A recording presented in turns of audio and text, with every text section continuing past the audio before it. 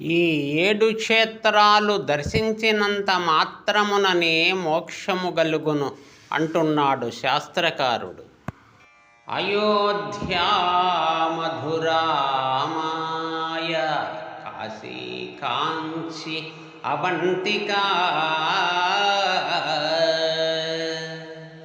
పురీ ద్వారావతీ చైవ సప్తైతే మోక్షదాయకా